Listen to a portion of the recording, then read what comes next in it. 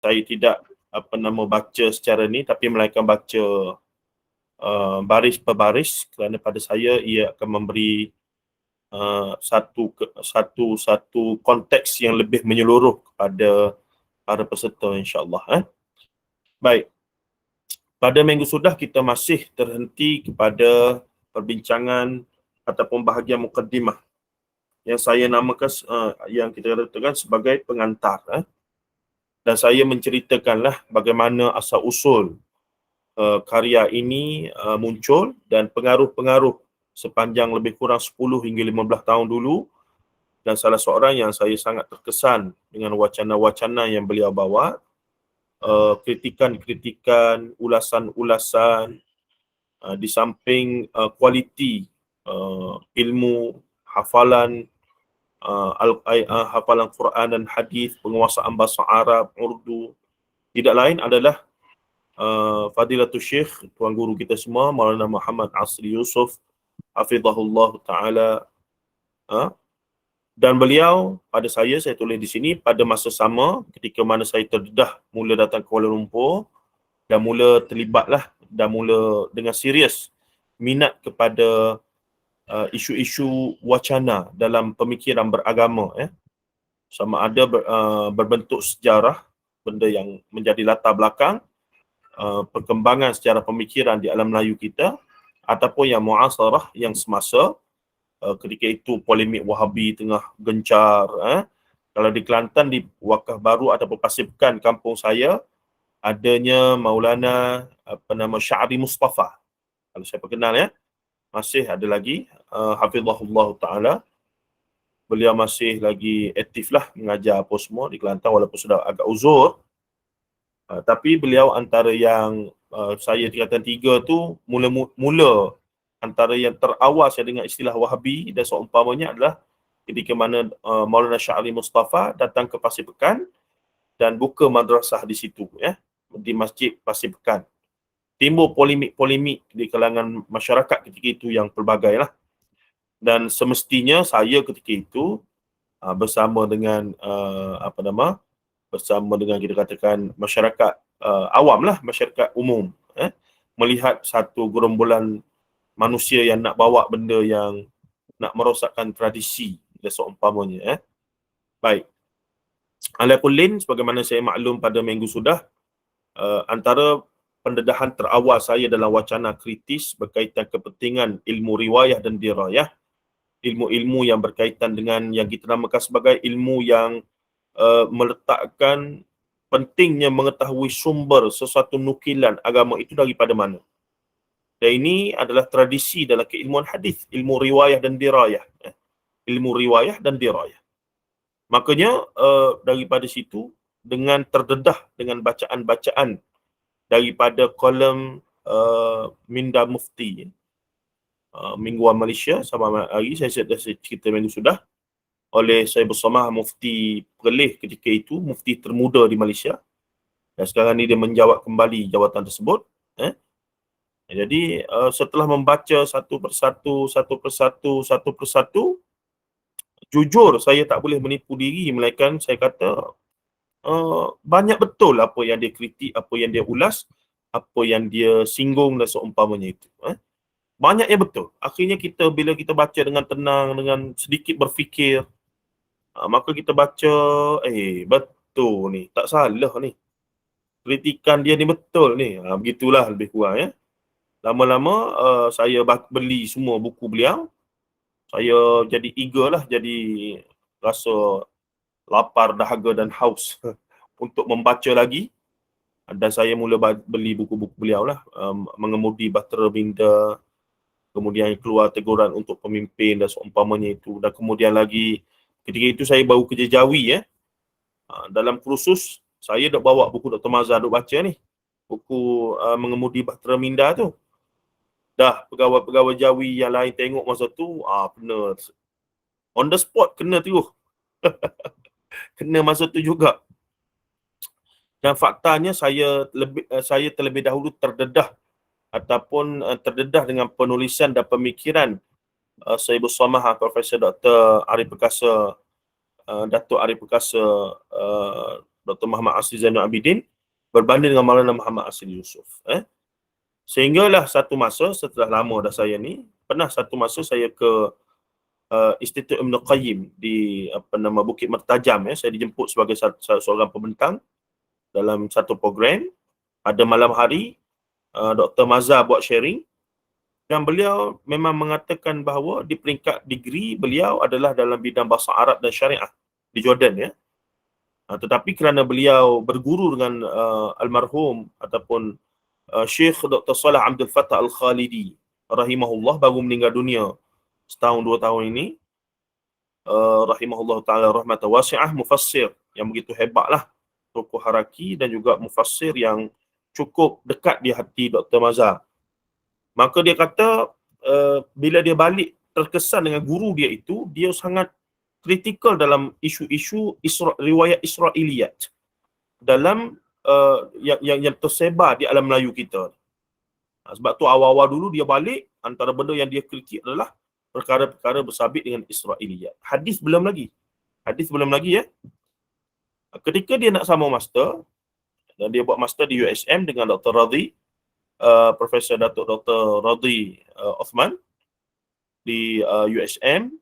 Ketika itulah beliau terjumpa dengan buku Maulana Muhammad Asri Yusof berkaitan dengan Syiah dan seumpamanya. Maka daripada situlah barulah dia cenderung untuk expose diri dia sungguh-sungguh dalam ilmu hadis, riwayah dan dirayah dan seumpamanya. Dia pergi semualah. Habis itu dia penguasaan bahasa Arab dah bagus, apa semua, dan ada asas islah dan tajdid, semangat islah dan tajdid, walaupun sedikit pengaruh haraki di situ oleh Syekh Dr. Salah Abdul Fattah Khalidi, tetapi dia boleh pergi dengan begitu.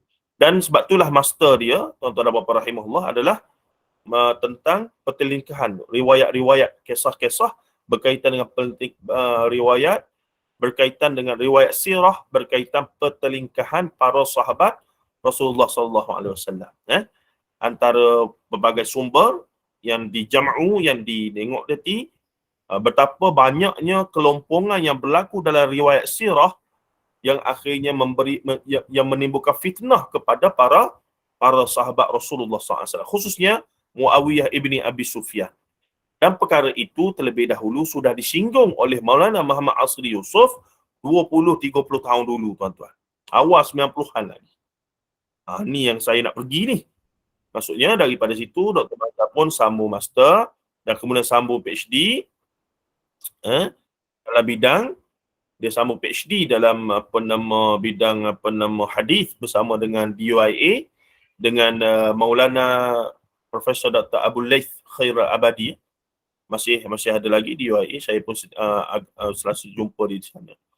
Baik, ringkas ceritanya lagi, tuan-tuan dan puan rahimahullah, aku Dr. Mazhar muncul. Tapi nak katanya pengaruh asasnya masihlah daripada Maulana Muhammad Asri Yusof hafizahullah ta'ala rahmatan. Hafizahullah ta'ala. Tengok, itulah dia punya, kalau kita nak kata gambarannya. Baik. Jadi saya sebut di sini, pada masa yang sama saya terdedah dengan wacana-wacana dalam dan berat khusus berkaitan ilmu riwayat dan hadis, dalam hadis dan sirah oleh seorang tokoh luar biasa berasal dari Kelantan, iaitu Maulana Muhammad Asri Yusof, yang dikenali sebagai Syekhul Hadis Darul Kautsar, pusat pengajian yang beliau usahakan dengan menggunakan silibus hybrid dari Madrasah Indo-Pakistan yang memakan masa 10 tahun. Lihat di sini, boleh tengok sendiri nanti. Sebab tu ramai kawan-kawan yang jumpa, anak-anak yang dah tahfiz Quran apa semua, tanya nak sambung di mana, saya syorkan pergi Darul Kautsar.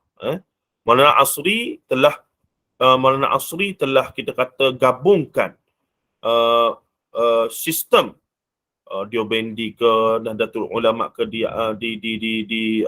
India itu, tetapi dia telah kemudian adjust lah biar jadi sesuai dengan konteks kita di Malaysia ini. Sebab tu lulusan-lulusan Darul Kautsar, kalau perasan penguasaan mereka terhadap ilmu riwayah, dirayah, ulum Quran, ulum hadis, dalam akidah apa semua, cukup all around, maksudnya mencukupi. Sehingga saya pernah tanya pada Maulana Asri, Kata Maulana, kalau habis Darul Kausar ni sambung mana lagi? Dia kata, kalau ikutkan tak perlu dah. Mereka nak pergi ambil pengalaman apa semua tu beza. Kalau dari sudut penguasaan asas ilmu, sebenarnya kitab-kitab silibus yang digunakan di Darul Kausar sudah memadai. Secara ringkas saya cerita tentang silibus ni lagu mana. Silibus yang paling ideal adalah 10 tahun. Dan pelajar itu sekitar 9-10 tahun itu paling cantik. 10 tahun ni ataupun lebih awal lah lagi cantik, 7-8 tahun. 10 tahun ini tuan-tuan, 2 tahun pertama Darul Kausar akan dedahkan kepada hafal Quran dulu. Jadi mula dengan hafal Quran. Tetapi di sana ada option. Ada setengah pelajar yang mak ayah ataupun dia sendiri tak nak hafal Quran. Maka tak perlu hafal Quran lah, hafal surah-surah tertentu dan seumpamanya. Tetapi ada yang memang hajatnya nak hafal Quran. Jadi hafal Quran dulu. Nah, bagusnya pemikiran Maulana Asri, progresif, luar biasa. Jika anak itu dalam masa 2 tahun, contohnya umur dia 7 tahun, 8 tahun, ataupun 8 tahun, 9 tahun, 10 tahun, dalam masa 2 tahun dia tidak khatam 30 juzuk hafal. Maka apa yang berlaku? Apa yang berlaku Maulana buat ni? Maka Darul Kausar akan pindahkan dia. Jangan benarkan dia stuck di hanya hafal Quran saja. Ini tidak berlaku pada madrasah-madrasah tahfiz lain. Madrasah-madrasah tahfiz lain sentiasa mahu budak tu pandai ke tak pandai ke, habis 30 juzuk ke, selagi mana ada di situ adalah pendapatan untuk mereka setengah-setengahnya ya. Memang itu mata pencarian mereka. Waliyadzubillah min dzalik, kita minta jauh daripada niat yang tak baik tersebutlah. Tetapi Darul Kausar setelah 2 tahun nampaknya dia macam seorang anak itu tak berapa boleh lah. Kalau bahasa Kelantan, cannot go hafal Quran ni. Dia try, dia minat, tapi tak boleh. Tidak direzekikan ya. Apa yang berlaku tuan-tuan? Maka anak ini akan dipindahkan terus untuk alim, untuk ambil terus pengajian kitab. Bermula dengan kitab Nahwu Sharah yang asas, Matan Ajrumiyah ke apa semua begini, dan kitab-kitab akidah dan kitab-kitab kitab-kitab perbahasan akidah ke fiqh yang asas dan seumpamanya. Mazhab Syafi'i, mazhab fiqhul hadis dan seumpamanya. Ini menariknya. Kerana menurut Maulana Asri Yusuf yang disampaikan kepada saya oleh murid-murid dia, antaranya Ustaz Syamsuddin Abdul Rahman dan seumpamanya, bagi mereka dia kata seorang anak itu walaupun tak boleh hafal Quran, bukan bermaksud dia tak bijak atau tak pandai. Kadang-kadang tu memang, ialah Quran ni istimewa. Memang orang yang memang betul nak dan Allah Ta'ala nak bagilah rezeki sungguh. Jadi apa berlaku? Maulana sikap mereka adalah bila anak tu tak dapat hafal Quran, terus pindah mengaji kitab. Ambil Nahwu Sharah, ambil Matan Ajrumiyah dulu apa semua ini, kerana kita tak tahu potensi anak itu sebenar di mana. Ada kemungkinan anak ini hafal Quran tak berapa bagus. Tetapi bila pergi kepada alim, iaitu belajar kitab, Nahwu Sharaf, kacang goreng bagi dia. Mari bahasa Arab, i'rab ke, mari dia pada bayan, arud, balaghah. Wah, dia punya potensi di situ rupanya. Ada yang bila mengaji fiqh jadi bijak. Dia mahir, dia minat. Ada yang mengaji hadis jadi bijak. Walaupun dia tidak hafal Quran dengan sempurna 30 juzuk, tetapi tak semestinya potensi hamba Allah ataupun anak ini adalah terbatas. Kerana kemungkinan potensinya pada benda lain. Tetapi kalaulah seorang satu madrasah itu bersikap, biarlah tak boleh hafal Quran selagi itu duduk situ. Sampai umur 20, 30 pun duduk situ. Itu membazir dan akhirnya membantutkan dan akhirnya menyebabkan anak itu tertinggal dalam segala-galanya. Hafal Quran pun tidak, walaupun suara sedap, bolehlah baca sikit surah gitu gini, balik jadi tok imam di kampung. Orang panggil ustaz. Orang tanya hukum hakam yang dia tak mengaji. Walaupun dia duduk 10 tahun di tahfiz, dia hanya hafal 10 juzuk, 15 juzuk tak habis, dengan keadaan tak berapa ingat, tapi bolehlah jadi imam apa semua tu adalah. Kebetulan suara pula sedap, maka orang ambil jadi imam. Tapi kemudian orang telah bertanya hukum hakam, maka bermula daripada situlah, minta maaf saya sebut, bermulanya jawapan-jawapan yang tidak berdasarkan disiplin ilmu, melainkan agak-agakan dan seumpamanya. Semoga Allah Ta'ala jaga kita semua daripada kelonggaran ataupun kecuaian inilah. Kecuaian ini. Tuan-tuan dan puan-puan rahimahullah. Baik, kita pergi laju. Seterusnya, Maulana Asri ini konsisten dengan sikapnya yang sangat anti-Syiah. Bermula dari awal revolusi Iran 1979 lagi, meskipun ketika itu ramai Muslim Sunni tersilau dan kemabukan akan semangat revolusi khususnya para ahli gerakan Islam. Selepas lebih 30 tahun memfokuskan pengajaran dalam bidang ilmu hadis, mutaakhir ini beliau mula memfokuskan pula pengajian Al-Quran dan ilmu-ilmunya paling tidak melalui pengajian mingguan di Masjid Darul Kautsar untuk pelajar di sana dan juga terbuka kepada orang awam yang berminat. Alhamdulillah beberapa tahun sudah Maulana mula buka balik usul tafsir, dia mula mengajar kepada masyarakat Dauratul Quran ataupun menjelang Ramadan, dia bawa tuan-tuan saya syorkan untuk dengar syarahan-syarahan Maulana ketika mana dia menyampaikan syarahan bertaraf keprofesoran sebenarnya ya, pada sekitar tahun 2016-2017 di APM ataupun Akademi Pengajian Islam Universiti Malaya. Kualiti dan konten ataupun intipati syarahan-syarahan beliau itu kita tak akan boleh dengar di mana-mana, melainkan daripada Maulana, sebab akses Maulana kepada dalam bahasa Urdu yang begitu luas itu.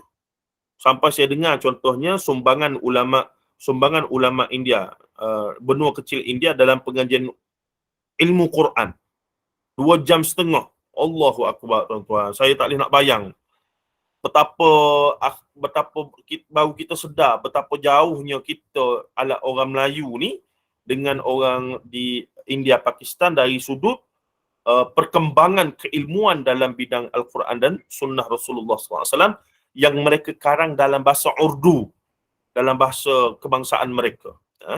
Maksudnya benda yang mereka karang dalam bahasa mereka tentang ilmu Quran dan hadis kita tak jumpa dalam bahasa penama Melayu kita ni. Tu yang kita kata, saya yakinlah kalau tuan-tuan dengar memang saya sampai terduduklah terbenung. Allahu Akbar. Nasib baiklah ada juga Maulana seorang yang membawa ataupun membuka jalan tersebut pada mungkin generasi yang akan datang ya. Maulana sebut dalam banyak syarahan-syarahan dia itu, dia kata hari ini selain daripada penguasaan bahasa Arab, apatah lagi bahasa Inggeris, bahasa Melayu, antara bahasa yang kalau kita betul-betul serius nak alim dalam pengajian ilmu Islam, mesti mahir dan fasih dan menguasai sungguh-sungguh. Apa dia? Bahasa Urdu. Itulah Maulana mula buka kelas bahasa Urdu sekarang ya. Saya tak tahulah tuan-tuan ikuti ke tidak. Saya memang rasa ini mana ada manusia lagu tu tuan-tuan. Baik, lagi sikit lagi. Pendedahan demi pendedahan selama hampir 30 tahun oleh beliau kemudian barulah mula diberi perhatian serius dan mula diterima oleh sebahagian daripada mereka yang mahu berfikir dan mengkaji. Beliau mendedahkan dengan begitu banyak dan tegas mengenai kerancuan ilmiah yang berlaku dalam bidang ilmu dan kefahaman terhadap hadis dan sirah yang menjadi punca utama kepada kekarutan yang berlaku dalam pemikiran masyarakat beragama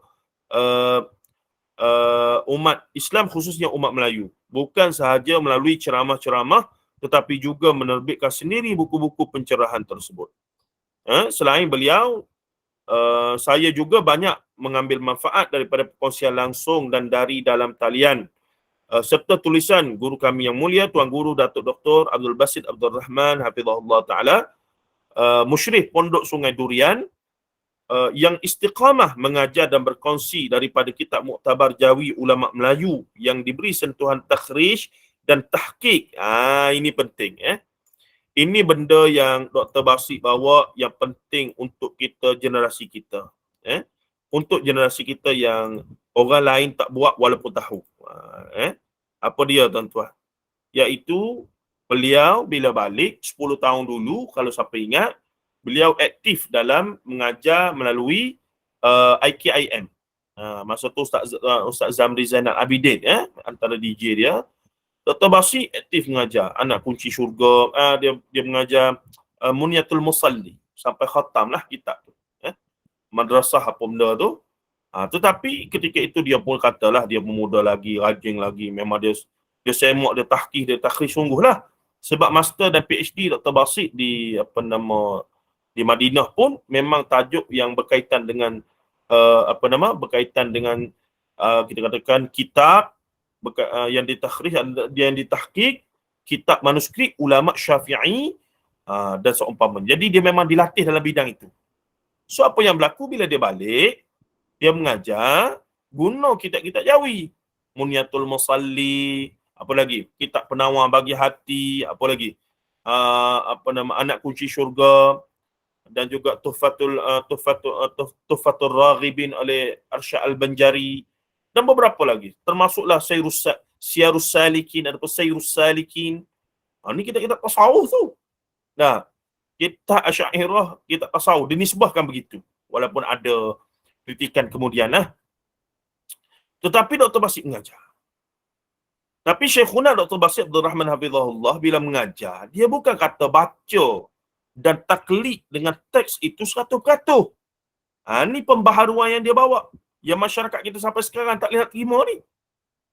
Jadi ada semangat untuk memberikan nilai tambah, iaitu bila masuk dalam bab hadis, nukilan-nukilan, kalam-kalam ulama dan seumpamanya, athar dan seumpamanya, maka Syekhuna Dr. Basit Abdul Rahman Hafizahullah, Datuk Dr. Basit Abdul Rahman Hafizahullah, dia akan, ataupun Abu Anas Madani, dia akan melakukan, mengaplikasikan ilmu yang dia mengaji di Madinah lah.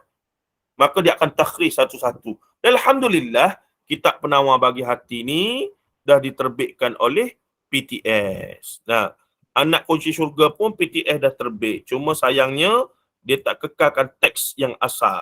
Dia buat terus teks baru. Syekh Abdul Qadir Al-Muttalib Al-Mandili. Munyatul Musalli, Telaga Biru dah terbit, tuan-tuan. Ini khazanah ya. Dan insya-Allah dalam perjalanan saya sendiri dah selesaikan dengan tim, iaitu syarah kepada Tuhfatul Raghibin. Sebanyak 20 lebih siri dan rakaman dalam video tu sudah dialihkan jadi teks lah, jadi manuskrip. InsyaAllah nantikan kemunculannya pada sedikit masa lagi. Iaitu karya Syekh Daud bin Abdullah Al-Fatani yang wafat tahun 1847 Masihi. Baik, jadi benda tu tuan-tuan, selama kita duk kenal ataupun duk ikut, duk mengaji dengan aliran tradisional ni, memang tidak diberi perhatian. Status hadis, kedudukan dia, sabak wurud dia dan seumpamanya. Apatah lagi nak bincang tentang jarh wa ta'dil, tentang kedudukan rawi, tentang seni-seni al-fan fil hadis yang lain, yang sebagaimana yang sudah dibahaskan banyak oleh Dr. Kamilin. Kita banyak dengar tulis buku-buku dia tu, sebagaimana yang Maulana sendiri duk syarah macam-macam lah, usul dirayah lah, apa semua. Itu satu ilmu yang asing dalam tradisi keilmuan di alam Melayu kita ni. Di sinilah dengan pendedahan-pendedahan terhadap apa yang mereka buat inilah tuan-tuan, saya secara peribadi datang idea apa lagi yang mereka masih, maksudnya mereka tinggalkanlah, mereka belum sentuh lagi tu, apa lagi yang ada. Baik, saya pergi laju. Manakala manfaat besar bagi umat Islam Malaysia apabila Sahibus Samahah Datuk Seri Dr. Zulkifli Muhammad Al-Bakri, sekarang ni apa dia, masih lagi Wabi Senator Datuk Seri Dr. Wabi Senator Datuk Seri Dr. Zulkifli Muhammad Al-Bakri hafizahullah, dilatih menjadi mufti wilayah Persekutuan bermula tahun 2014 hingga kini ni, hingga masa itulah last kali 2018 lah ya, tempoh hari Beliau pada saya begitu progresif, mahu memberikan nafas baru kepada institusi dan bidang kemuftian dan kefatwaan di Malaysia. Saya sebab ada pengalaman peribadilah menguruskan buku dia, berinteraksi, pergi rumah, walaupunlah tidak rapat sangat, tapi ada banyak bermuamalah berkaitan buku, jemput dia kuliah apa semua begini. Dan saya baik dengan anak murid kanan dia, iaitu Ustaz Razi Fuad. Dan kita memahami banyaklah sikap-sikap dia yang luar biasa. Dia punya hadaf, dia punya objektif dalam bila dia pegang sebagai mufti apa, bila dia jadi menteri agama apa yang dia nak capai. Itu benda-benda yang kita boleh tengok secara zahir akan hasilnya dan seumpamanya. Tuan-tuan, seterusnya katanya lagi, Lantas beliau telah menubuhkan dan melanjutkan apa yang sudah beliau mulakan sebelum menjadi mufti lagi, iaitu siri-siri fatwa atas talian yang boleh diakses secara meluas dengan prolifiknya menerbitkan saban hari tulisan-tulisan dan jawapan-jawapan baharu, khususnya apabila ada isu semasa yang memerlukan respons hukum daripada autoriti agama dengan segera. Bayangkan tuan-tuan, tak pernah berlaku dalam sejarah kemuftian di Malaysia seorang mufti buat kerja yang Sahibus Samahah ataupun Sahibul Fadilah YB Senator sekarang buat masa dia jadi mufti wilayah tempoh hari. Dan dia punya legacy tu sampai sekarang masih ada. Alhamdulillah. Kita masih boleh akses, tanya. Saya sampai sekarang kalau orang tanya apa-apa, saya kata Google sajalah. Google, tarik mufti wilayah di belakang. Cuma kalau nak nisbah kepada Sahibus Samahah Mufti dan tim dia, iaitu dia punya apa nama? Dia punya buhus ataupun ahli buhus dia tu, ahli kajian dia tu, kena tengok tarikh lah. Kalau 2018 dan ke atas 2019, 2020, tu mufti yang sekarang. Jadi sebelum itu 2018, ada tarikh bila-bila, tu tim yang lama lagi. Kena ni lah. Paling tidak di sana beliau dan pasukannya khasnya yang benar-benar mencerahkan umat yang memerlukan panduan kontemporari melalui siri Bayan Linnas, Irsyadul Fatwa, Al-Kafi, Al-Fatawi, Irsyad Usulul Fiqh, Irsyad Usulul Hadith, Tahqiqul Masail, Al-Afkar, Bayan Lil Hajj, dan di laman sesawar rasmi pejabat mufti. Luar biasa tuan-tuan. Sampai dah ada beberapa kajian untuk mengkaji dia punya manhaj, dia punya pemikiran tentang apa yang dia buat semasa menjadi mufti wilayah selama kurang lebih 6 ke 7 tahun itu, ya. Bermula daripada tahun bila, ya, 2014 tak silap saya, 2014 2015 gitulah. Baik. Kebanyakan penulisan beliau bukan satu ijtihad fatwa yang baru, namun lebih kepada memudahkan dan mengeluarkan fatwa-fatwa ulama muktabar daripada pelbagai sumber dan institusi bagi fatwa isu moden. Ditulis dalam bahasa Melayu bagi sebaran segera masyarakat. Mereka menjadi jambatan antara masyarakat semasa dengan kebijaksanaan ulama dulu dan kini. Ini saya cerita tokoh-tokoh yang saya terkesan lah dengan kepribadian, dengan sikap mereka dan seumpamanya. Dari sudut penulisan ilmiah bersifat rujukan, karya asli dan terjemahan, Profesor Dr. Basri Ibrahim Al-Hasani Al-Azhari yang kini sudah berpindah ke QUIPS, yang merupakan pensyarakan syariah di UNIZA ketika saya tulis buku ni, yang kini dipinjam ke Universiti Islam Malaysia Cyberjaya, yang mencecah lebih daripada 124 judul ketika itu, ya, tahun 2019. Sekarang ni tak tahulah tambah berapa lagi, tambah 30 biji ke buku dia.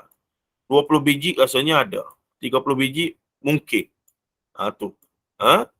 Yajuz, 30 Yajuz. 20 insya-Allah confirm. Nah, dalam bidang akidah, fiqh, sejarah, tasawuf, sangat membantu saya sebagai rujukan pantas bagi pembacaan dan bahan ceramah semasa. Hampir semua karya beliau ada dalam simpanan saya, termasuk yang terbaru berjudul Krisis Akidah Antara Golongan Ahli Sunnah wal Jamaah yang bermanhaj Asy'ariyah dengan Ahli Hadis 2019, dan Akidah Ahli Sunnah wal Jamaah berdasarkan manhaj Al-Asy'ariyah, keduanya diterbitkan Al-Hidayah Publication. Itu dia. Tapi dia pun duk main Asy'ariyah pun kena label macam-macam juga, biasalah tu. Nah, selain beliau, yang ni ada perubahan sikitlah semasa, ya. Tak apa, saya ceritalah secara umum. Selain beliau, saya juga terpana dengan satu susuk istimewa yang dibesarkan dalam sistem sekular menurut beliau sendiri, yang kemudian mengkhusus dalam bidang matematik sehingga ke peringkat PhD, namun kemudian membelok dan terjun dalam bidang ilmu wahyu, falsafah, pemikiran, tamadun dan sejarah. Beliau ialah Dr. Ma'rafah Ismail, mantan Profesor Madya Pengajian Matematik UPM, yang berpegang bahawa ilmu asalnya semua daripada Allah SWT dan bersifat bersepadu, cuma kemudian dipisahkan oleh citra sekularisme yang bersifat dikotomi, bermaksud yang dipisah-pisahkan, ya. Justru jalan integrasi nakli dan akli adalah antara usaha mengembalikan umat Islam ke zaman kegemilangan nakli dan akli yang tidak terpisahkan oleh sistem janaan manusia. Baik tuan-tuan, ceritanya begini. Dr. Ma'rafah ni ketika mana dia mengajar di UPM, dia banyak sumber research, ya. Dan kerana dia boleh bahasa Arab, kerana dia belajar bahasa Arab umur 30 tahun sehingga fasih, dia boleh baca tafsir Qurtubi, dia boleh baca bahasa Arab dengan fasih, nahwu sarah dia kuasai dengan baik, menyebabkan dia, bila dia di UPM walaupun dia kaji matematik tapi dia dah pergi kepada falsafah matematik, iaitu etnomatematik, mengkaji matematik tempatan, tidak ada matematik kiraan dah, tapi matematik berbentuk alam itu sendiri. Contohnya orang Melayu dulu buat atap masjid gini. Tu dia kenapa ada 5 bucu? Rupanya rukun iman, rukun Islam. Tu falsafah matematik. Jadi apa berlaku? Dr. Marafah kerana kemahiran bahasa Arab dia boleh mengakses kepada beberapa sumber manuskrip. Dia pergi ke mana-mana manuskrip dan seumpamanya. Jadi banyak benda baru dia dapat ketika itu dan dia tulis dan seumpamanya. Cumanya sedikit kelemahan beliau adalah walaupun dia seorang yang boleh berbahasa Arab, walaupun beliau ini seorang yang sangat cintakan ilmu, mengkaji apa semua, tapi disebabkan dia adalah bidang matematik dan bidang dalam pengajian Islam itu tidak secara khusus, walaupun dia mengambil lah diploma apa semua lebih kurang saya, tapi ada beberapa isu yang contohnya dalam bidang hadis dia agak tidak didedahkan, menyebabkan kemudian walaupun dia ada kemahiran bahasa Arab untuk akses kepada sumber-sumber berbahasa Arab, tetapi beliau tidak boleh mentahqiq sumber itu apakah sumber yang benar ataupun sumber yang tidak benar dan seumpamanya. Ini banyak kes saya tengok sendiri dan berlaku dan dia masih terbawa-bawa sampai hari ini lah. Selepas dia pencen, saya ingat dia punya akses kepada bidang ilmu pun, kepada sumber pun sudah agak terhad, menyebabkan makin banyak benda-benda yang bersifat spekulasi yang dia cuba dia bawa ke dalam kuliah-kuliah ceramah-ceramah dia yang banyaklah. Siapa-siapa yang rajin untuk tengok YouTube apa semua tu akan jumpalah kontroversi-kontroversi itu kan. Jadi menimbulkan banyak kritikan mutakhir ini apa yang beliau ceritakan itu. Maksudnya begini nak kata Hatibul Lail tu pun tak tepatlah, tidaklah itu sampai tahap tu. Tapi dia begini kita ni kalau kita boleh bahasa Arab dengan baik, of course bila jumpa sumber-sumber dalam bahasa Arab yang kita fikir benda tu manfaat untuk orang Melayu yang tak reti bahasa Arab, maka kita paparkan kepada mereka. Maka pastilah mereka pun teruja lah benda tu bahasa Arab dia tak boleh baca. Kita cerita pada mereka berdasarkan sumber ini sebenarnya begini. Contoh yang saya paling ingat adalah bila beliau paparkan satu surat khabar, kertas surat khabar yang menyatakan bahawa Albert Einstein telah memeluk Islam. Surat khabar tu ada sungguh lah. Sekarang pun ada, kalau Google tu memang jumpa lah. Tapi dan surat khabar tu memang menyatakan Einstein masuk Islam lah. Tajuk dia tu. Dah.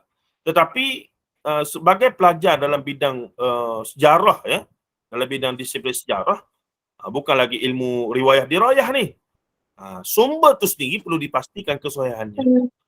Surat khabar yang dirujuk itu mungkin surat khabar yang kalau di tempat kita ni Metro, apa lagi? Kalau dulu ada apa Bacaria, apa lagi? Mungkin Mastika. Walaupun dia ada sumber itu, tapi sepatutnya sumber itu perlu ditanya dululah dia punya keabsahannya itu. Tuan-tuan dan puan-puan rahimahullah. Jadi pada saya terpaksa berterus terang, walaupun saya hormat dan banyak ambil manfaat daripada tulisan beliau, tapi saya mendapati kekurangan beliau adalah daripada aspek itu khususnya selepas beliau pencen dan agak banyak maklumat-maklumat yang beliau dapat itu sudah tidak lagi berasal daripada dapatan-dapatan kajian ilmiah semasa. Baik, kita tutup situ. Baik. Saya katakan di sini beliau sendiri mendalami bahasa Arab sehingga fasih dan mampu membaca kitab-kitab rujukan muktabar dalam bahasa Arab seperti tafsir dan kitab falsafah, mantik, sastra, selain karya saintifik Islam silam. Kemuncaknya, beliau tenggelam bertahun-tahun dalam kajian bidang etnomatematik dan kajian terhadap manuskrip-manuskrip Melayu Islam dan Arab yang membuka ruang makrifah terhadap hakikat ilmu yang lebih luas sehingga beliau menulis karya-karya begitu luar biasa mutakhir ini. Tapi buku-buku beliau saya syorkan baca. Bagi orang yang minat, saya syorkan baca. Tapi baca dengan minda yang kritis lah. Bukan baca untuk taklid 100%, tapi baca untuk ambil manfaat yang boleh dan tinggal apa yang tidak yang bercanggah dengan teras ilmu Quran dan Sunnah dan seumpamanya. Ini contoh buku-buku beliau ya.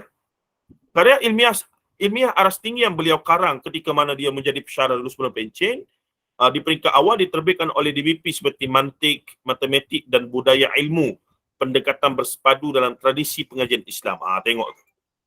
Tengok tu. Ini bukan buku matematik ya. Ini memang tentang sejarah tamadun budaya Islam. Keilmuan Islam zaman keemasan dulu, the golden age of Islam. Kemudian matematik merentas tamadun, sejarah arimetrik dan aljabar Islam. Mantik dalam babak pemikiran ilmiah tamadun manusia. Falsafah sains, pendekatan kualitatif. Ulul albab, ajaibnya alam semesta. Ini barulah. Ini bila dia macam tafsir maudu'i yang menggunakan i'jazul ilmi, mukjizat fakta saintifik dalam Quran. Dan rampaian etnomatematik ini di UPM terbit pada masa itu sendiri. Tatkala hampir pencen, beliau berkenalan dengan seorang editor dan penerbit berpengalaman yang berminat menerbitkan karya-karya beliau dalam edisi ilmiah saduran Travelog dengan persembahan Bootzine. Hingga lahirnya buku-buku yang membawa beliau mengembara ke seluruh negara. Bermula dengan Kerdipan Bintang Melayu di Langit Turki. Ini antara karya beliau yang menarik, menggabungkan ala-ala Travelog tapi sebenarnya bercerita benda-benda ilmiah. Tapi mula ada perisa-perisa kita kata fakta-fakta yang 50-50 pun dia masukkan juga. Yang kita kata mula jadi isu mutakhir ni lah. Dan seumpamanya tentang Israiliyat ke lagu mana ke. Jadi ada isu dah. Dia mula masukkan. Malayonesia Kerdipan Bintang Melayu di Langit Melayu. Ini saya baca semua. Saya baca tebal. 500 muka surat. Tapi kita baca syok. Banyak benda dapat manfaat, tapi banyak benda juga yang bermasalah. Bicara waras sains Islam. Ini kompilasi syarahan dia di satu radio ya. Dan ini penting, biografi akun Syekh Ahmad Khatib Minangkabawi. Siapa Khatib Minangkabawi ini? Khatib Minangkabawi ini adalah guru kepada Kiai Haji Ahmad Dahlan dan juga Kiai Haji Hashim Asy'ari yang menubuhkan Nahdlatul Ulama, dan Kiai Haji Ahmad Dahlan iaitu ayah kepada pendiri kepada Muhammadiyah. Bahkan Syekh Ahmad Khatib juga adalah guru kepada ayah Hamka, Dr. Abdul Karim Amrullah. Jadi luar biasalah Syekh Ahmad Khatib ni. Dan beliau antara ulama yang tegas terhadap wahdatul wujud ataupun martabat 7. Dia tulis kitab khas Syumus Al-Lami'ah fi raddi ala ahli sab'ah. Syumus Al-Lami'ah, matahari yang terang menderang pada menyuluh fi raddi, pada rad ataupun pada melawan hujah balik golongan ahli sab'ah, iaitu golongan martabat 7. Golongan martabat 7. Satu buku yang ada kitab Jawi itu dengan saya sedang usaha untuk diubah bahasa ke bahasa Rumi, tapi masih dalam proses lagi. Dan terbaru Travelog dakwah dari Bang Iso, dan selepas itu dia ada lagi buku tentang Mekah dan seumpamanya. Pada saya secara peribadi, mutakhir ini saya memang tinggallah manhaj penyampaian ceramah-ceramah dia apa semua, tapi buku-buku dia saya beli dan saya baca.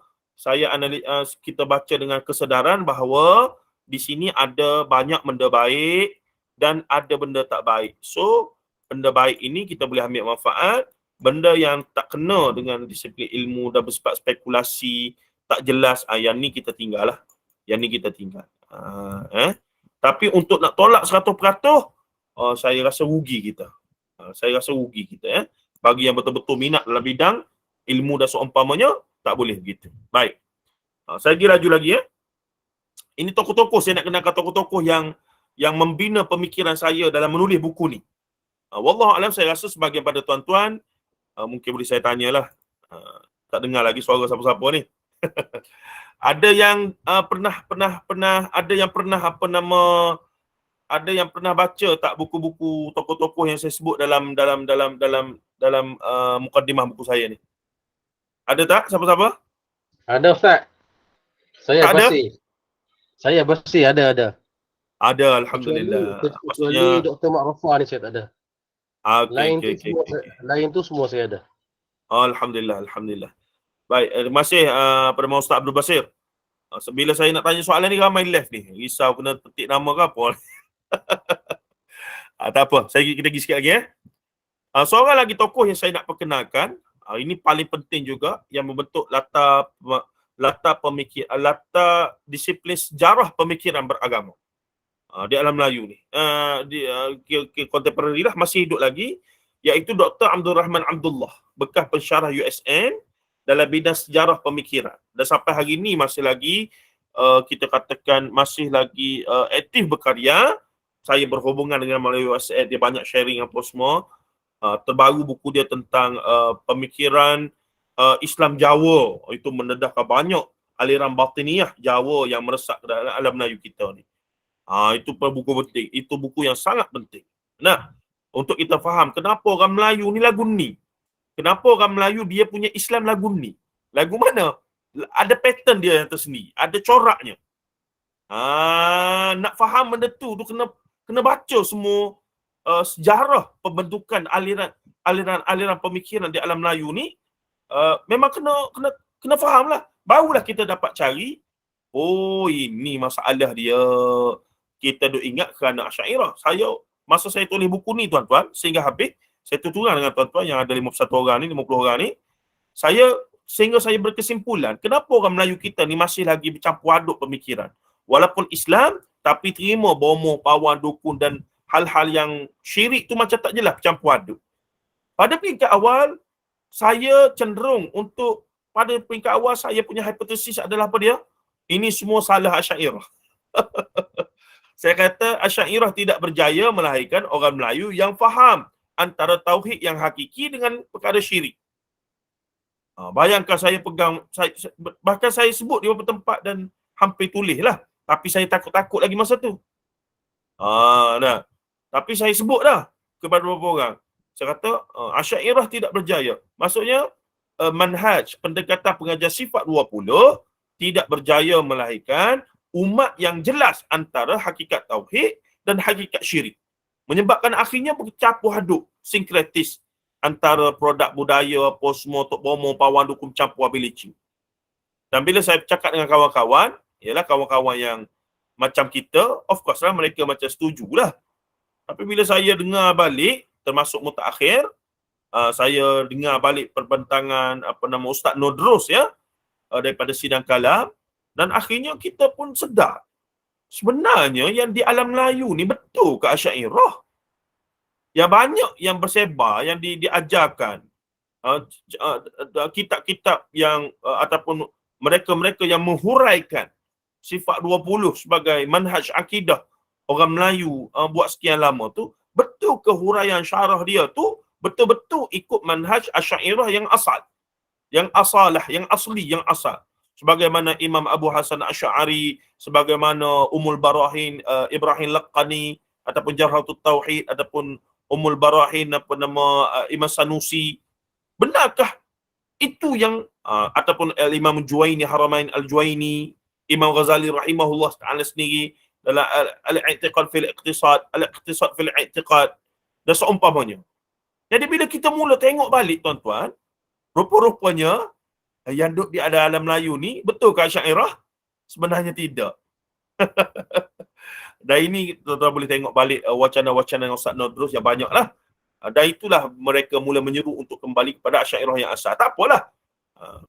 Walaupun kita mungkin cenderung pada Asy'ariyah ataupun yang Hanabilah dan seumpamanya, itu cerita lain. Tapi isunya adalah betapa saya sendiri salah buat andaian dulu bahawa Asy'ariyah itulah yang menyebabkan umat Islam Melayu ni tak faham. Tidak berjaya melahirkan satu umat yang betul-betul faham antara tauhid yang hakiki dengan syirik bercampur aduk dua. Bila tengok balik rupanya bukan Asy'ariyah tuan-tuan. Rupa-rupanya wujudiyah batiniyah, dan perkara ini sudah disinggung oleh almarhum Profesor Dr. Abdul Fattah Harun Ibrahim buat sekian lama, 30-40 tahun dulu dah sebelum dia mati, dia sudah menulis dan membahaskan hal ini. Bila saya duduk di UIA, saya jumpa dengan anak-anak murid dia, barulah banyaklah cerita-cerita yang mereka sebarkan, apa yang mereka belajar dengan Prof. Abdul Fattah Harun ketika mana di UKM semenjak daripada tahun 70-an. Daripada situlah saya menggali dan cuba memahami pula pemikiran Prof. Dr. Abdul Fattah Harun Ibrahim, dan ternyata beliau tokoh yang luar biasa tuan-tuan. Saya tulis satu makalah bab tentang beliau, dan insya-Allah jika ada rezeki saya memang nak tulis satu buku biografi tentang Profesor Dr. Abdul Fattah Harun Ibrahim rahimahullahu taala rahmatan wasi'ah. Sumbangan beliau selama 40 tahun banyak fatwa-fatwa, ajaran-ajaran sesat, benda-benda yang tak betul di peringkat JAKIM, di peringkat negeri yang telah difatwakan sesat dan seumpamanya, banyak mendapat sentuhan beliau ataupun atas nasihat beliau dan seumpamanya. Sebab itulah seolah-olah ada pihak ni memang menunggu dan happy sungguh bila dia mati pada setahun ataupun 2 tahun sudah. Seolah-olah memang ada satu happy sungguh lah bila dia mati tu. Macam saya dapat rasa lah. Macam begitulah seolah-olahnya. Sehingga kan karya-karya beliau yang pernah diterbitkan oleh JAKIM sehingga hari ini tidak diterbitkan semula. Bayangkan. Di manakah karya-karya itu? Nasib baiklah DBP ada terbit sebahagian, dan yang lama-lama tu kita boleh beli lagi lah. Ajaran sesat, wujudiyah, batiniyah, apa semua tu. Itu semua karya yang cukup penting tuan-tuan. Untuk memahami realiti ajaran yang bercanggah dengan ahli sunnah wal jamaah di alam Melayu ni. Dia ada pattern dia. Dia lain dengan India punya cabaran, dia lain dengan negara-negara Arab punya cabaran. Lain. Di alam Melayu ni, Nusantara, Semenanjung Tanah Melayu, Indonesia apa semua ni, kita ada cabaran dan pattern kita sendiri. Begitu keadaannya. Daripada Dr. Abdul Rahman Abdullah, saya mula terdedah dengan Profesor Dr. Abdul Fattah Harun Ibrahim. Jadi, ini tokoh-tokoh besar. Kita tak mengaji luar negara ni. Kita tak mengaji di Mesir, kita tak mengaji di mana? Jordan. Kita tak sempatlah nak bermujamalah dengan syekh-syekh daripada Arab tu. Itu kekurangan saya yang tak mampu saya nak atasi sampai sekarang lah. Tapi alhamdulillah rupanya dalam bidang saya ni, pengajian Melayu, pemikiran tentang pemikiran beragama dan seumpama, ada tokoh-tokoh yang besar juga yang perlu diberi perhatian dan sangat manfaat. Saya beli semua buku mereka, baca, cuba hadam intipati perbahasan pemikiran mereka, dan begitulah akhirnya saya membina lah perspektif-perspektif dan juga melihat apa lagi isu-isu yang belum mereka sentuh dan seumpamanya. Baik, sikit kita pergi sebelum kita berhenti dan buka kepada perbincangan. Dah bersedia ke untuk sedikit perbincangan dalam 15 minit begitu?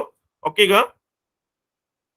Kalau ada buah-buah fikiran yang boleh kita dengar lah daripada para peserta. Okey Ustaz.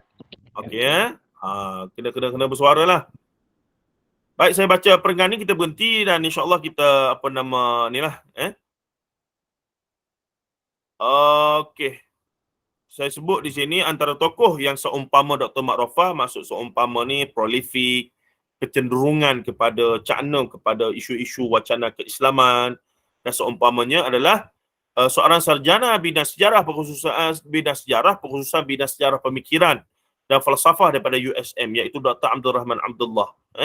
Hafizahullah ta'ala. Hampir ke semua koleksi tulisan beliau saya miliki dan baca. Antara yang terawak adalah pemikiran Islam klasik, pengaruh falsafah Yunani dan kebangkitan gerakan tajdid. Dan aliran dakwah di Malaysia, satu titik pertemuan. Beliau yang kini sudah pencen dari USM fokus untuk terus berkarya dan beberapa tahun kebelakangan ini masih menerbitkan karya-karya terbaru, antaranya oleh ITBM berjudul Wacana Falsafah Barat, Gerakan Penjajahan dan Anti Penjajahan Tanah Melayu, dan biografi Agun Arsyad Banjari. Arsyad Banjari sebab dia orang Banjar. Jadi dia tulis pasal dia punya ancestor lah, dia punya turun nenek moyang ni. Beliau baru menyudahkan 6 jilid CD Encyclopedia Sejarah Turki. Dia yang terbaru, dia tulis juga tentang sejarah Arab Saudi yang orang lain tak pernah bincang sebelum ni.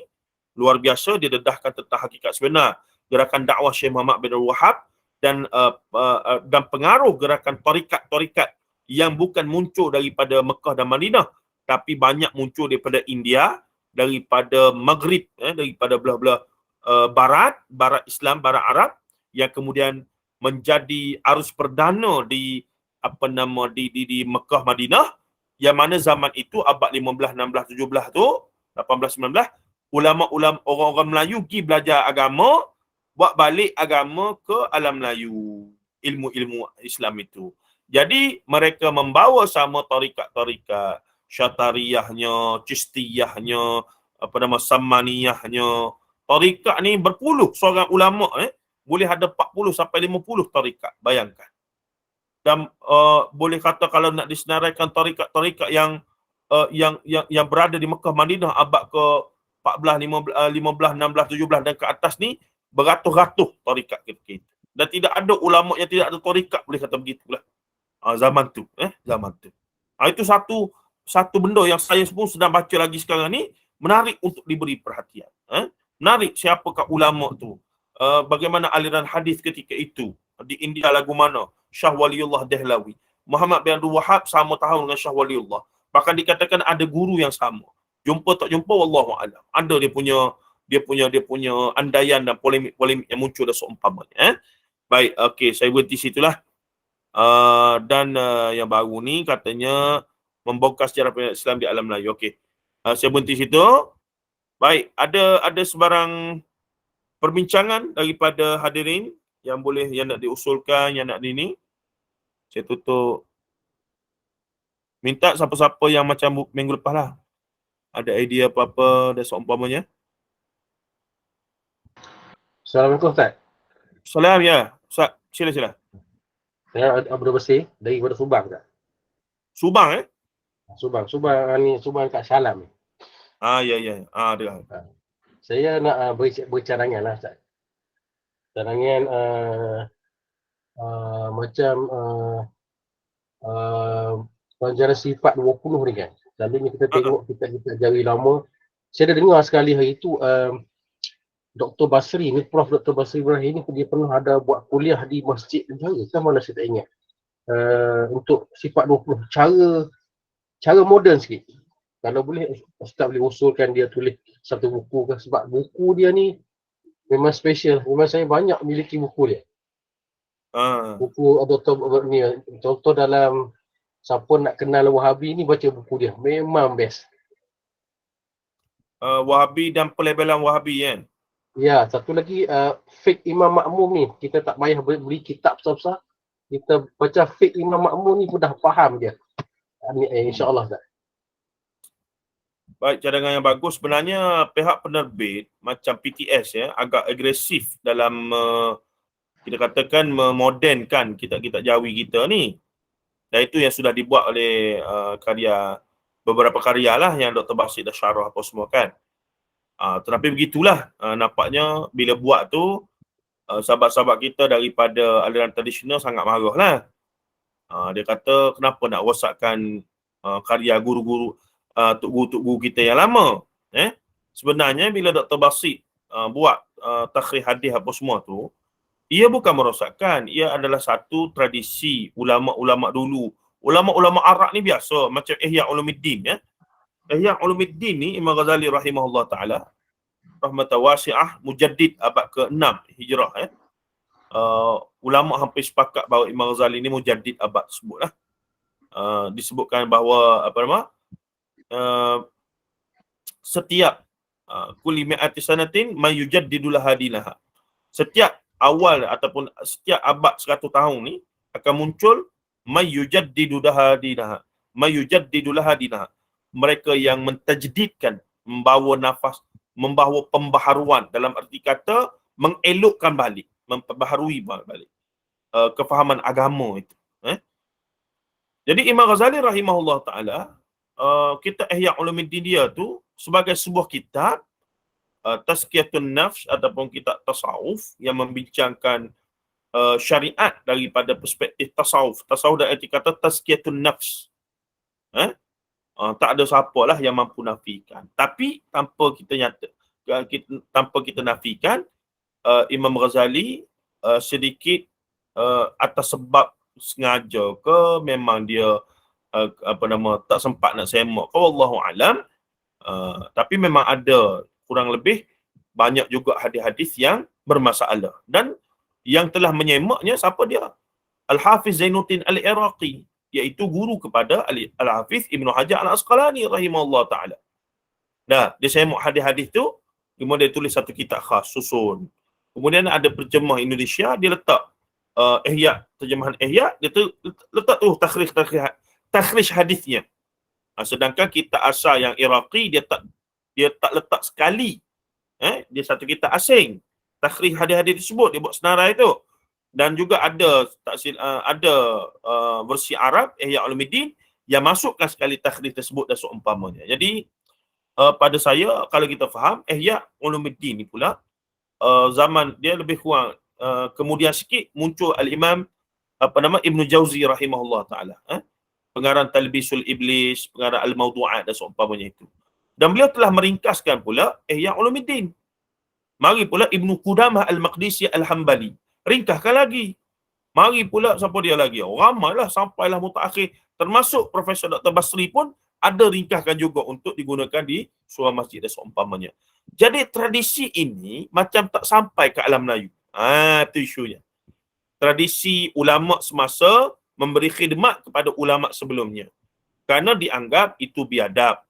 Kerana dianggap itu benda yang tak patut berlaku. Kamu nak buat khianat kepada kitab guru-guru ni, kenapa buat kitab sendirilah dan seumpamanya. Tu yang Ustaz Nur sebut, bila kita menganggap semua orang alim ni dah bertaraf wali. Dan taraf wali ni pula tak boleh, tak betul, kena betul belaka. Sebab mereka mendapat ilmu direct daripada Allah, ilham mereka, kasyaf mereka, laduni mereka itu direct pada Allah belaka. Ni kita kata pemikiran yang kita mesti perjuangkan untuk. Sebab tu saya bawa naratif, siapa yang baca di Facebook atau beberapa kuliah saya sebelum ini, saya membawa naratif bahawa apa dia? Bahawa kita mesti bersikap dengan sikap Nabi Musa AS, bukannya Nabi Khidir AS dalam kisah Musa dengan Khidir tersebut. Baik, cadangan yang baik, cuma kita perlukan bukan cadangan sahaja Ustaz Bashir, kita perlukan orang yang buat kerja. Itu. Tapi sebenarnya sudah banyak kajian-kajian. Nanti kita akan tengok dalam buku saya ni, saya senaraikan setakat tahun 2019, kajian-kajian master dan PhD yang menyemak kitab-kitab Jawi. Yang menyemak status-status hadis dalam kitab-kitab Jawi. Sudah agak banyak sebenarnya. Cuma lagi wallahu a'lam kenapa ia tidak dicetak dan tidak disebarkan secara meluas. Itu yang kita frah sikit lah. Kita frah sikit. Baik, ada orang lain tak nak bagi pandangan? Sila.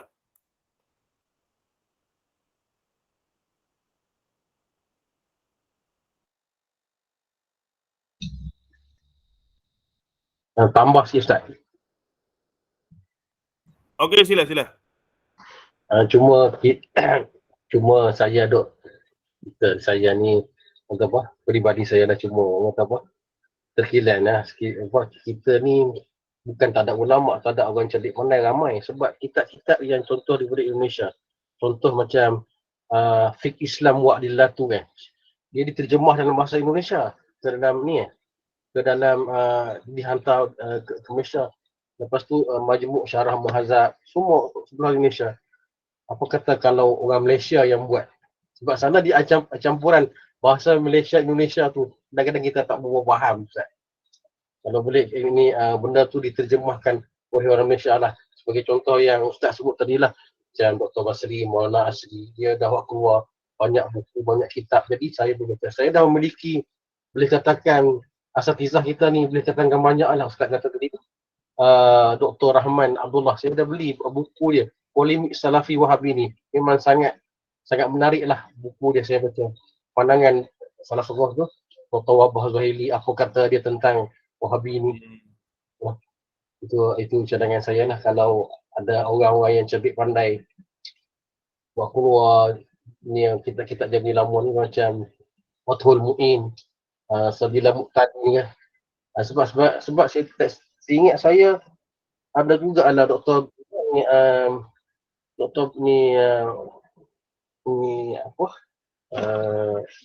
Mujifi Al-Bakri, dia ada buat juga sikit tentang Sabila Muqtadi ni, tentang doa-doa saja. Saya dah beli sikit tadi lah, tapi sikit lah. Tapi kalau dia buat kalau dapat sempurna, dapatlah orang Malaysia macam saya ni boleh membacanya. Semua orang yang boleh berbahasa Arab. Itu saja Ustaz. Baik, respon saya last kali saya di UIA, saya ketuai unit terjemahan untuk projek terjemahan. Dan dalam masa 3 tahun tu UIA luluskan dana lebih kurang hampir 2 juta, 1.7 juta begitulah. Hakikatnya kerja terjemahan ini sangat tinggi dia punya kos. Sangat tinggi dia punya kos. Kita tak kurang asatizah yang mahir dalam bahasa Arab, yang boleh menterjemah apa semua sebenarnya. Dan kita tak kurang juga pakar bahasa yang boleh semak balik bahasa Melayu yang diterjemahkan. Takutlah kuat sangat dia punya pengaruh bahasa Arab dan seumpamanya.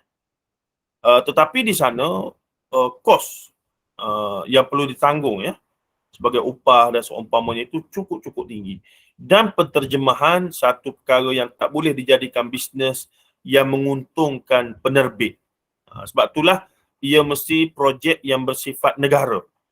Kalau kita tengok Baitul Hikmah zaman Abbasiyah tu berjaya menterjemahkan pelbagai karya-karya daripada bahasa Yunani kuno apa semua begitu begini tu kerana ia adalah projek kerajaan, projek khalifah. Khalifah tu sendiri suka kepada ilmu penterjemahan karya-karya falsafah, tapi yang tak moleknya nanti falsafah-falsafah itu telah mempengaruhi pula cara berfikir ulama-ulama dan orang Islam lah. Tapi dari sudut keilmuan ketika itu Baghdad luar biasa lah, tamadunnya terbuka luas dan seumpamanya. Jadi kita mengharapkan di masa depan, dan Saibul Samaha Saibul Fadilah YB Senator jelas dengan perkara itu. Maka terbitlah Sahih Bukhari pertama dalam bahasa Melayu. Setelah 1000 tahun Islam di alam Melayu, baru terbit secara lengkap Sahih Bukhari. Itu pun masih lagi banyak kritikan pelbagai, tak apa, dah siap seketul. Dan kita tunggu insya-Allah panjang umur Maulana Muhammad Asri Yusof, dia sambung syarah pula dalam bahasa Melayu yang pertama di alam Melayu daripada 1000 tahun. Bayangkan ni hijrah tuan-tuan. Allahu Akbar. Ini hijrah yang tak boleh nak bayang lah. Meneruskan legasi ulama-ulama Al-Imam Az-Zahabi, Al-Imam Ibn Qayyim, kita tengok, kita baca Syekhul Islam Ibn Taymiyah, Al-Imam Ibn Kathir rahimahullah. Itu semua legasi. Itulah yang Maulana Asri buat, Dr. Zulbakri buat, Dr. Basik buat. Tapi sampai satu masa, para pendakwah yang nak menyantuni masyarakat awam, kita sedar untuk tulis karya-karya besar ni manfaatnya besar, tapi cukup melelahkan masa ini. Maka kita harap muncul lebih ramai ustaz-ustaz kita yang paling tidak lah tuan-tuan, paling tidak buat apa sebagaimana saya buat lah, ringkaskan kitab yang mana-mana ada, susun balik, keluarkan bahagian-bahagian penting daripada kitab-kitab yang besar, ambil satu bab, dua bab, terjemah, terbitkan jadi buku 100 muka surat. Itu pun sumbangan yang luar biasa dah sebenarnya. InsyaAllah banyak. Kita harapkan dengan perubahan-perubahan semasa ni, aktiviti intelektual begini membina tamadun daripada terjemahan ini, sebab bangsa yang membangun, bangsa yang menterjemahkan karya orang lain. Jepun, apa lagi? Amerika Syarikat, of course, menterjemahkan Barat lah, menterjemahkan karya-karya daripada bahasa Latin ke bahasa Inggeris, kemudian bahasa Jepun, mereka terjemahkan dalam bahasa Jepun. Tu bangsa yang memang bahasa membangun adalah bahasa yang menterjemah. Wallahu a'lam. InsyaAllah semoga di masa depan ada gagasan di peringkat negara di peringkat negara. Secara individu, Ana buat projek Ana sikit, sebuah dua buah buku, Ustaz Mustafa buat sikit, Maulana buat sikit, Dr. Zubakri buat sikit, gitulah, ramai lagi dah buat.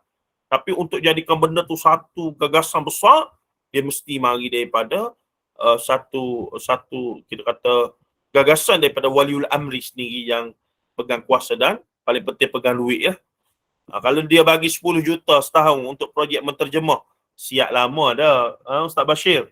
Kita punya kitab-kitab tu. Betul Ustaz. Boleh 10 juta setahun selesai masalah. Alright, insyaAllah. Okey, kita dah hampir 10.30, 10.22, ada lagi dalam 5 minit lah. Boleh siapa-siapa lagi yang nak mengemukakan pandangan ke perbincangan, tak kisahlah, isu sensitif pun boleh. Kita buka lah kelas kita. Nah, isu-isu yang sensitif pun boleh. Kalau kita nak bincang sikit dan seumpamanya. Ada lagi tak? Assalamualaikum Ustaz. Salam ya, Saudara Haris. Nama saya Haris daripada dekat-dekat dengan Ustaz Abdul Bashir. Saya Shah Alam. Okey. Ya, saya nak berdasarkan apa yang Ustaz cakap, berdasarkan apa yang Ustaz tulis dalam buku Ustaz. Sebenarnya tidak sedikit kita kata tidak sedikit kita kata penelitian semula kitab-kitab lama, kitab-kitab lama oleh pihak akademik, ahli akademik. Betul. Dan banyak juga penelitian itu yang menjumpai perkara-perkara yang kita kata menjauhi kebenaran, kan, yang macam mana Ustaz cakap. Tapi dekat mana kita kata dia punya jurang sampai masyarakat keputusan-keputusan yang dibuat ataupun kajian-kajian yang dibuat oleh ahli akademik ni tak sampai kepada masyarakat. Dekat mana dia punya lompong tu? Baik, Adakah- macam saya lebut pada pertemuan lepas, masih apa nama tadi namanya? Saudara Haris ya. Bila saya duduk dengan ahli akademik ataupun para pekaji lah di peringkat master PhD ni, mereka buat kajian, kadang-kadang mereka ada capability, kemahiran, diasuh untuk buat takhrijul hadis. Kadang-kadang mereka punya pensyarah lah yang suruh tu. Zaman tu Profesor Madya, masih ada lagi Profesor Madya Dr. Fauzi Draman, antara yang terawal buat takhrijul hadis dalam karya ulama-ulama Melayu ya. Dan kemudian muncul orang lain lah di UKM ada tokoh-tokohnya, kemudian muncul ramai. Dan muncul juga untuk master PhD yang buat exercise akademik dalam takhrijul hadis, sehingga satu masa mereka stop. Dr. Faisal Ahmad Shah di UM, sekarang ni beliau lah yang kepalai Jabatan Quran dan Hadis khusus untuk ni. Sampai satu masa mereka stop. Kenapa mereka stop? Kerana dapatan-dapatan daripada kitab-kitab Jawi Melayu ni hadis-hadis palsunya, hadis-hadis yang sama. Tapi itulah persepsi yang dibawa bila jumpa hadis-hadis yang bermasalah dalam satu kitab. Persepsi yang dibawa oleh asatizah kita jugalah yang semangat sikit ni adalah kitab tersebut tak boleh guna langsung, kena tolak 100%. Sedangkan sikap Dr. Basit lain, sikap kita punya masyaikh lain, sikap Maulana Muhammad Asri Yusof lain. Mereka masih menghargai tradisi ataupun kitab-kitab Jawi yang ditinggalkan. Cuma lagi kita nak fahamkan golongan tradisional, golongan pondok apa semua ni, supaya mereka juga kena upgrade ilmu mereka dalam bidang hadis apa semua, dan tahu takhrijul hadis. Orang dah guna software Dora.net lah, orang dah guna Islam apa nama macam-macam lah, apa nama kita punya Waqfiyah lah, apa lah semua begini. Jadi mereka juga kena upgrade ke situ. Jadi apa yang berlaku di sini adalah masing-masing masih lagi apa nama golongan akademik ini, walaupun sebahagiannya daripada tradisi tradisional juga, apabila memahami atau apabila terdedah dengan isu-isu ini, mereka tahu kalau mereka bawa apa yang mereka tahu ke dalam masyarakat, maka sesuatu yang ringkas ceritanya, apa yang berlaku pada Dr. Mazhar, apa yang berlaku pada Dr. Rozaimi, apa yang berlaku pada Prof. Basri, Dr. Basit dan seumpamanya, mereka juga terpaksa menghadapinya. Jadi tak semua orang sanggup hadapinya, Tuan Haris ya. Tak semua orang. Kita ni pun ada risikonya lah ni, kita ni. Tapi saya yakinlah kita pun semakin alhamdulillah terbuka. Ramai dan masyarakat boleh menilai, membuat perbandingan apa semua itu gini. Dan saya yakin dengan maklumat-maklumat yang kita sampaikan, jika berasaskan trust yang kuat, maka insya-Allah sampai satu masa masyarakat akan lebih terbuka lah dengan penerimaan itu. Jadi kalau kata sampai tak sampai itu, memang kita perlukan tokoh-tokoh yang kita kata yang hardcore lah, macam Dr. Rozami, Dr. Mazhar. Dia memang level panglima lah. Kalau macam saya ni nak bercakap, ialah tuan-tuan sudi hadir ni pun alhamdulillah, nak syukur dah rasanya. Sampai ada 50 orang tadi, walaupun dah kurang sekarang. Tapi audiens yang lebih besar itu perlukan kepada tokoh. Dan alhamdulillah Dr. Rozami, Dr. Mazhar dah buat kerja mereka ya. Dah buat kerja ialah kerja kesedaran, islah dan tajdid setakat yang mereka mampu. Dan terus berlangsung sampai hari ini melalui apa semua. Jadi kita perlukan kader-kader anak pelapis-pelapis yang juga meneruskan legasi mereka. Cuma yang saya perasan Dr. Mazhar, Dr. Rozaimi, Hatta, Dr. Kamilin apa semua, mereka tidak terjun kepada realiti alam Melayu secara khusus. Jadi bila mereka bagi contoh daripada kitab-kitab Jawi apa semua tu, disebabkan mereka tidak melalui tradisi itu semacam mana orang lain yang lalu, maka kita nampaklah ada sedikit kita kata kekurangan di situ ya.